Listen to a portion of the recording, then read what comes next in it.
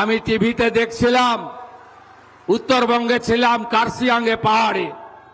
এখানে কিছু লোক একজন মাফিয়া স্ত্রীর নেতৃত্বে পুলিশ এবং প্যারামিলিটারিকে আক্রমণ করতে গেছিল। আমি এখানে এসপি সাহেব আছেন, আমি বলে গেলাম ভিডিওতে যতগুলোকে ছবিতে দেখা গেছে কেউ যেন বাড়িতে না থাকে, তাদেরকে আইনের আওতায় আনতে হবে এবং ভারতীয় ন্যায় সংহিতার অন্তর্গত রাষ্ট্রবিরোধী কার্যকলাপের যে ধারা আছে, আমি পুলিশ মন্ত্রী হিসেবে আপনাকে নির্দেশ দিচ্ছি, সেই ধারাতে এমন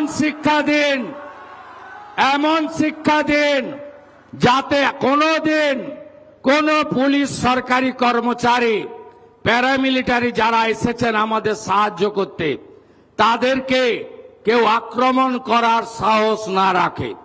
আপনারা শুনলে খুশি হবেন, শুধু জেলের ভাত খাওয়ানো নয়, যারা হামলা করেছে তাদের সম্পত্তি বাজেয়াপ্ত করে সেই সম্পত্তিকে নিলামে চড়ানোর কাজও আপনাদের ডবল ইঞ্জিন সরকার করবে।